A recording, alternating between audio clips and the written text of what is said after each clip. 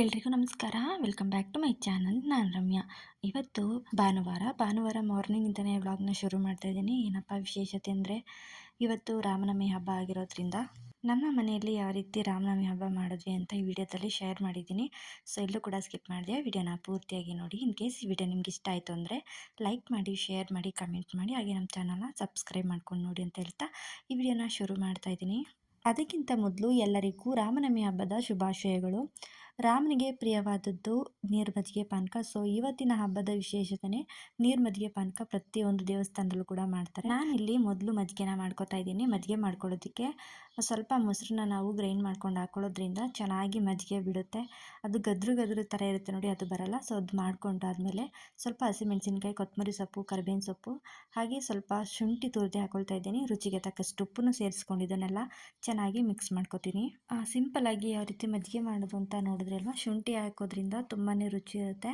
ಹಾಗೆ ಇದಕ್ಕೆ ಸ್ವಲ್ಪ ಒಗ್ಗರಣೆನೂ ಕೂಡ ಕೊಟ್ಕೋಬೋದು. ಒಗ್ಗರಣೆ ಹಾಕೊಳ್ಳೋದ್ರಿಂದ ಇನ್ನೂ ಚೆನ್ನಾಗಿ ರುಚಿ ಕೊಡುತ್ತೆ. ಸೊ ನಾನು ಒಗ್ಗರಣೆನೂ ಕೂಡ ಕೊಟ್ಕೋತೀನಿ. ಆಮೇಲೆ ಇವಾಗ ಹೆಸರುಬೇಳೆನ ನಾನು ಮಾರ್ನಿಂಗ್ ನೆನೆಸಿದ್ದೆ. ಸೊ ಚೆನ್ನಾಗಿ ಇವಾಗ ನಿಂತಿದೆ. ಇದನ್ನು ಕೂಡ ಸೋದಿಸ್ಕೊಂಡು ಇವಾಗ ಒಂದು ಪಾತ್ರೆಗೆ ಹಾಕೊಳ್ತಾ ಇದ್ದೀನಿ. ಇವತ್ತು ರಾಮನವಮಿ ಹಬ್ಬ ಆಗಿರೋದ್ರಿಂದ ಪ್ರತಿಯೊಂದು ಮನೆಯಲ್ಲೂ ಕೂಡ ಮಾಡ್ತಾರೆ. ಹಾಗೆ ದೇವಸ್ಥಾನದಲ್ಲೂ ಕೂಡ ರಾಮನವಮಿ ಹಬ್ಬದ ವಿಶೇಷವಾಗಿ ನೀರು ಮಜ್ಜಿಗೆ ಪಾನಕನ ಮಾಡ್ತಾರೆ. ಹೆಸರುಬೇಳೆನ ಹಾಕೊಂಡಿದ್ದಾಯಿತು. ಹಾಗೆ ಸ್ವಲ್ಪ ದಾಳಿಂಬೆಣ್ಣು ಕೂಡ ಸೇರಿಸ್ಕೊಳ್ತಾ ಇದ್ದೀನಿ. ಹಾಗೆ ಸಣ್ಣದಾಗಿ ಕಟ್ ಮಾಡ್ಕೊಂಡಿರುವಂತಹ ಸೌತೆಕಾಯಿ ಕೂಡ ಸೇರಿಸ್ಕೊಳ್ತಾ ಇದ್ದೀನಿ. ಕ್ಯಾರೆಟ್ನ ತುರ್ದಿ ಹಾಕೊಳ್ತಾ ಇದ್ದೀನಿ. ಹಾಗೆ ಇಲ್ಲಿ ಸ್ವಲ್ಪ ದ್ರಾಕ್ಷಿ ಇತ್ತು, ದ್ರಾಕ್ಷಿನೂ ಕೂಡ ಕಟ್ ಮಾಡಿ ಸೇರಿಸ್ಕೊತಾ ಇದ್ದೀನಿ. ಕಾಯಿ ತುರಿ ತುರಿದು ಹಾಕೊಳ್ತಾ ಇದ್ದೀನಿ. ಹಾಗೆ ಕೊತ್ತಂಬರಿ ಸೊಪ್ಪು, ಕರಿಬೇವಿನ ಸೊಪ್ಪು, ಹಾಗೆ ಮೆಣಸು, ರುಚಿಗೆ ತಕ್ಕಷ್ಟು ಉಪ್ಪು ಎಲ್ಲನೂ ಕೂಡ ಸೇರಿಸ್ಕೊಂಡು ಚೆನ್ನಾಗಿ ಇದನ್ನು ಮಿಕ್ಸ್ ಮಾಡ್ಕೋಬೇಕು. ಸೌತೆಕಾಯಿನ ಈ ರೀತಿ ನಾವು ಸಣ್ಣದಾಗಿ ಕಟ್ ಮಾಡ್ಕೊಂಡು ಹಾಕೊಂಡ್ರೆ ಚೆನ್ನಾಗಿರುತ್ತೆ. ಹಾಗೆ ಒಂದು ಪ್ಯಾನಲ್ಲಿ ಇವಾಗ ನಾನು ಸಿಂಪಲ್ಲಾಗಿ ಒಗ್ಗರಣೆ ಕೊಟ್ಕೋತಾ ಇದ್ದೀನಿ. ಎಣ್ಣೆನ ಕಾಯ್ಲಿಕ್ಕೆ ಇಟ್ಟಿದ್ದೆ. ಎಣ್ಣೆ ಕಾದಾದ ನಂತರ ಸಾಸಿವೆನ ಹಾಕೋತಾ ಇದ್ದೀನಿ. ಸಾಸಿವೆ ಎಲ್ಲ ಚೆನ್ನಾಗಿ ಸಿಡಿದ್ಮೇಲೆ ಒಣಗಿದ ಮೆಣಸಿನ್ಕಾಯಿ ಹಾಗೆ ಕರಿಬೇವಿನ ಸೊಪ್ಪನ್ನ ಹಾಕಿ ಚೆನ್ನಾಗಿ ಫ್ರೈ ಮಾಡ್ಕೊತಾ ಇದ್ದೀನಿ. ಇದಾದಮೇಲೆ ಸ್ವಲ್ಪ ಹಿಂಗನ್ನ ಸೇರಿಸ್ಕೊತಾ ಇದ್ದೀನಿ. ಹಿಂಗುನ ಹಾಕೊಳ್ಳೋದ್ರಿಂದ ತುಂಬಾ ಚೆನ್ನಾಗಿರುತ್ತೆ. ಹಾಗೆ ಮಜ್ಜಿಗೆಗೂ ಕೂಡ ಇದನ್ನೇ ಸೇರಿಸ್ಕೋಬೋದು. ಹಸಿರು ಬೇಳೆಗೆ ಈ ರೀತಿ ಒಗ್ಗರಣೆ ಕೊಟ್ಕೊಂಡು ಹಾಕೊಳ್ಳೋದ್ರಿಂದ ತುಂಬಾ ರುಚಿ ಕೊಡುತ್ತೆ. ಹಾಗೆ ಮಜ್ಜಿಗೆಗೂ ಕೂಡ ಸೇರಿಸ್ಕೋಬೋದು. ನೋಡಿದ್ರಲ್ವ, ಸಿಂಪಲ್ಲಾಗಿ ಒಗ್ಗರಣೆನೂ ಕೂಡ ರೆಡಿ ಆಯಿತು. ಇವಾಗ ಈ ಒಗ್ಗರಣೆ ಮಾಡ್ಕೊಂಡಿರೋವಂಥದ್ದು ನಾನು ಇವಾಗ ಸ್ವಲ್ಪ ಹಸಿರು ಬೇಳೆಗೂ ಕೂಡ ಸೇರಿಸ್ಕೊತೀನಿ. ಹಾಗೆ ಮಜ್ಜಿಗೆಗೂ ಕೂಡ ಸೇರಿಸ್ಕೊತೀನಿ. ನಮ್ಮ ಮನೆಯಲ್ಲಿ ಜಾಸ್ತಿ ಕ್ವಾಂಟಿಟಿ ಮಾಡಿದ್ರೆ ತಿನ್ನಲ್ಲ. ಸೊ ಹಾಗಾಗಿ ಎಲ್ಲ ಕಮ್ಮಿನೇ ಮಾಡ್ಕೊಂಡಿದ್ದೀನಿ.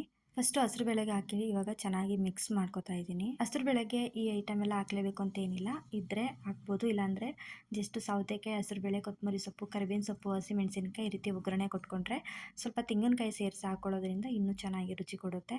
ಸೊ ಸಿಂಪಲ್ಲಾಗಿ ಕೂಡ ಮಾಡ್ಕೋಬೋದು. ಹಾಗೆ ನನಗೆ ಇಲ್ಲಿ ಎಲ್ಲ ಐಟಮ್ ಇತ್ತು ಅಂತ ಎಲ್ಲನೂ ಕೂಡ ಸೇರಿಸ್ಕೊಂಡೆ. ದ್ರಾಕ್ಷಿ, ದಾಳಿಂಬೆನೆಲ್ಲ ನಮ್ಮ ಮನೇಲಿ ಇದ್ದೇ ಇರುತ್ತೆ. ಸೊ ಹಾಗಾಗಿ ಅದನ್ನು ಕೂಡ ಸೇರಿಸ್ಕೊಂಡು ಇವಾಗ ಹಸಿರು ಬೇಳೆನೂ ಕೂಡ ರೆಡಿ ಆಯಿತು. ಮಜ್ಜಿಗೆಗೂ ಕೂಡ ಒಗ್ಗರಣೆ ಕೊಟ್ಕೊಂಡು ಮಜ್ಜಿಗೆನೂ ಕೂಡ ರೆಡಿ ಮಾಡ್ಕೊಂಡಿದ್ದಾಯಿತು.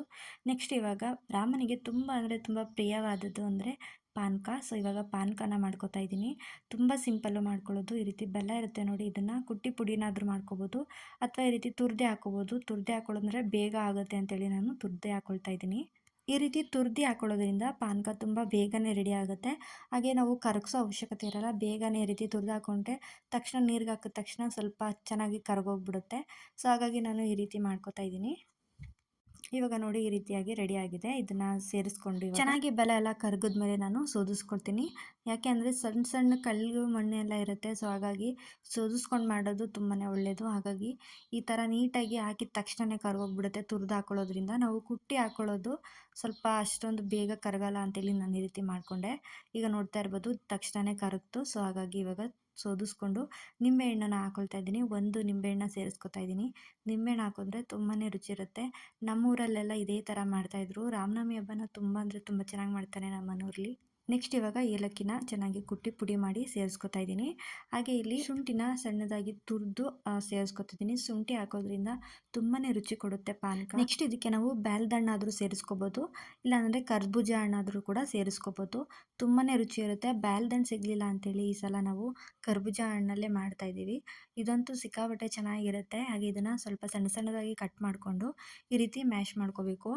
ಇದ್ರ ಏನಾದ್ರು ಹಣ್ಣಾಗಿಲ್ಲ ಅಂತಂದರೆ ಮ್ಯಾಶ್ ಆಗಲ್ಲ, ಸ್ವಲ್ಪ ಗಟ್ಟಿ ಇರುತ್ತೆ.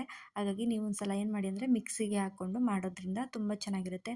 ತುಂಬ ನುಣ್ಣಗೆ ಆಡಿಸ್ಕೋಬಾರ್ದು, ಈ ರೀತಿ ತರಿಯಾಗಿ ಆಡಿಸ್ಕೊಂಡು ಹಾಕೊಳ್ಳೋದ್ರಿಂದ ತುಂಬ ಚೆನ್ನಾಗಿರುತ್ತೆ. ಬಾಯಿಗೆ ಸಿಕ್ಕಿದಾಗ ತಿನ್ನೋಕ್ಕೂ ಕೂಡ ಚೆನ್ನಾಗಿರುತ್ತೆ. ಹಾಗಾಗಿ ಈ ರೀತಿ ಮಾಡಿಕೊಂಡೆ. ಹಣ್ಣಾಗಿದ್ದರೆ ಇನ್ನೂ ರುಚಿಯಾಗಿರುತ್ತೆ, ಬಾಯಿಗೆ ಹಾಕಿದ ತಕ್ಷಣ ಕರಗೋಗುತ್ತೆ, ಅಷ್ಟು ಚೆನ್ನಾಗಿರುತ್ತೆ. ಸೊ ಕಾಯಿ ಆದರೆ ನಾವು ಸ್ವಲ್ಪ ಮಿಕ್ಸಿಲಿ ಹಾಕ್ಕೊಂಡ್ರೇ ಬೆಟರ್ ಅಂತಲೇ ಹೇಳ್ತೀನಿ. ಹಾಗೆ ಇವಾಗ ಎಲ್ಲನೂ ಕೂಡ ರೆಡಿ ಆಯಿತು. ನೀರು ಮಜ್ಜಿಗೆ, ಪಾನಕ, ಹೆಸರುಬೇಳೆ ಎಲ್ಲನೂ ಕೂಡ ರೆಡಿ ಆಯಿತು. ನೋಡಿದ್ರಿ ಅಲ್ವಾ ಎಷ್ಟು ಸಿಂಪಲ್ಲಾಗಿ ನೀರು ಮಜ್ಜಿಗೆ, ಪಾನಕ, ಹೆಸರುಬೇಳೆನ ಮಾಡ್ಕೊಂಡ್ವಿ ಅಂತ. ಕಮ್ಮಿ ಟೈಮಲ್ಲಿ ಈ ರೀತಿ ಮಾಡ್ಕೋಬೋದು. ಸೊ ಎಲ್ಲರೂ ಕೂಡ ಇದೇ ಥರ ಮಾಡಿ ಹಬ್ಬನ ಮಾಡಿದ್ದೀರಾ ಅಂತ ಅನ್ಕೋತೀನಿ. ಸಿಂಪಲ್ಲಾಗಿ ನೀರು ಮಜ್ಜಿಗೆ, ಪಾನಕ, ಹೆಸರುಬೇಳೆ ಮಾಡಿದ್ದಾಯಿತು. ಇವಾಗ ನೈವೇದ್ಯಕ್ಕೆ ಇಟ್ಟು ಪೂಜೆನೂ ಕೂಡ ಮಾಡ್ಕೋತೀನಿ.